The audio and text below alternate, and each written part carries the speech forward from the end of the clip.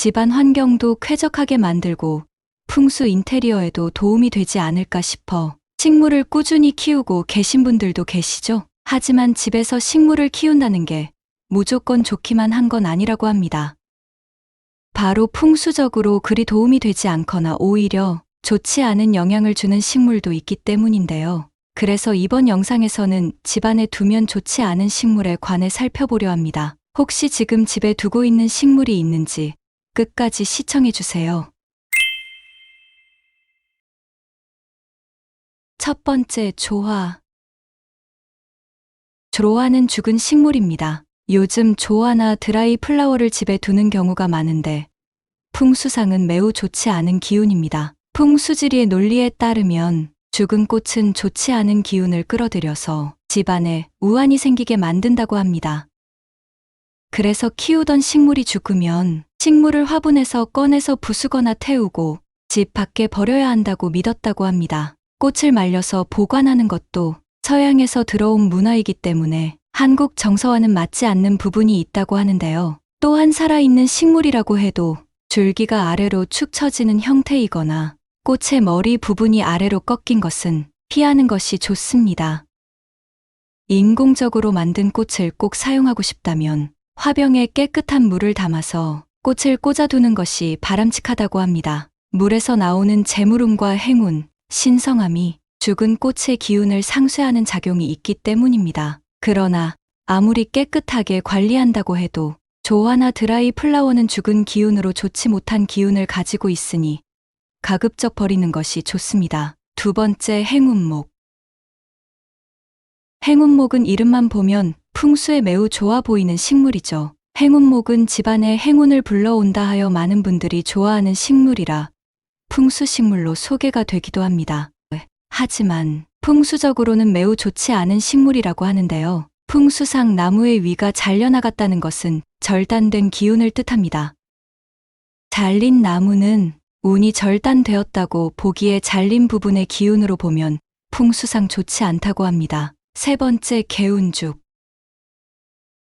가게를 개업하거나 이사할 때 선물용으로 많이 찾는 개운죽. 주변에서도 흔히 볼 수 있는 식물이죠. 그러나 풍수적인 관점에서는 행운목과 같은 이유로 개운죽 역시 운에 큰 도움이 되는 식물은 아니라고 합니다. 역시 풍수에서는 잘려나가는 것을 기운이 단절되었다고 보는 경향이 있어 기운이 잘려나갔기에 더 이상 운이 들어오지 못하는 식물로 분류하고 있습니다. 네 번째, 넝쿨식물. 넝쿨식물은 운과 재물을 꼬이게 만든다고 하여 좋지 않은 기운을 주는 식물입니다. 집안의 기를 왜곡시키고 꼬이게 만들어 해롭다고 전해집니다. 예로부터 일이 잘 풀리지 않거나 상황이 점점 악화되면 일이 꼬인다고 말을 한 것처럼 꼬인다는 것은 긍정보다는 부정적인 의미가 더 크죠. 이러한 식물은 재물운, 화목운, 건강운까지 나쁘게 만든다고 합니다. 집안에 음기를 가득 채워 금전운뿐만 아니라 자식과 자손의 길을 막는다는 의견도 있어 더욱 주의해야 합니다. 또한 벽을 타고 뻗어나가는 넝쿨 식물도 피해야 하지만 벽이나 천장에 달아 가지와 잎이 아래로 떨어지듯 자라나는 식물 또한 좋지 않습니다. 아래쪽으로 늘어뜨려진 것은 길을 아래로 하강시킨다고 합니다. 그런 이유로 자녀들의 시험 합격 운을 매우 나쁘게 만들 수 있다고 하니 아래도 처지는 식물 또한 실내에 두면 좋지 않다고 합니다. 생명력이 위로 솟는 것이 아니라 아래로 처지는 형상이기 때문에 풍수적인 관점에서 좋지 않습니다. 다섯 번째, 선인장. 선인장은 잎이 넓은 식물과 가장 반대되는 기운의 식물로 가시가 많은 선인장이라면 기르지 않는 것이 좋습니다. 가시가 많은 식물은 사람의 마음을 은밀하게 긴장시키고 불안감을 조성하여 정서 건강에 해롭고 풍수적으로도 좋지 않다고 합니다. 또한 다툼의 기운을 지닌 식물로 집안에 둔다면 가족의 화합을 깨서 불화가 생기고 다툼이 생긴다고 하는데요. 그럼에도 선인장을 꼭 키우고 싶으시다면 작은 다육이를 키우시길 추천합니다. 여섯 번째, 사람의 키보다 큰 식물. 예로부터 전해지길 사람의 키보다 식물이 크다면 사람의 기운을 식물이 모두 빼앗아 간다고 합니다. 집 거실에 큰 식물을 두면 인테리어 효과가 있어 활용하시는 분들이 많으신데요. 이것은 식물과 사람의 기운이 주객이 전도되어 좋지 않습니다. 특히 키가 큰 식물은 가지나 줄기가 천장에 닿으면 흉할 뿐만 아니라 밤에 산소를 흡수하고 이산화탄소를 많이 배출합니다. 키가 큰 식물이 거실을 막으면 에너지 흐름을 차단시켜 거실의 에너지 순환을 방해할 뿐만 아니라 부정적인 영향을 미칠 수 있다고 합니다. 또한 키가 큰 식물은 집안의 운을 혼탁하게 만드는 주범이 된다고 하니 더욱 주의해야겠습니다. 식물은 내 키보다 작은 것을 키우고 기운을 뺏기지 않는 정도의 크기를 키우시는 것이 좋습니다. 7번째, 숯.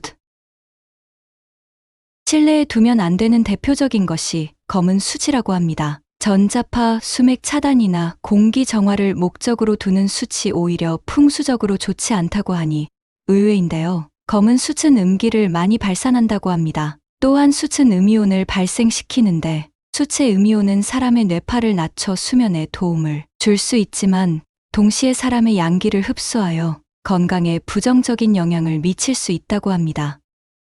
숯에 흡수하는 성질은 냄새나 독소를 제거하는데 유용해서 냉장고에 넣거나 장을 담글 때처럼 밀폐된 공간에서 사용하는 것이 바람직합니다.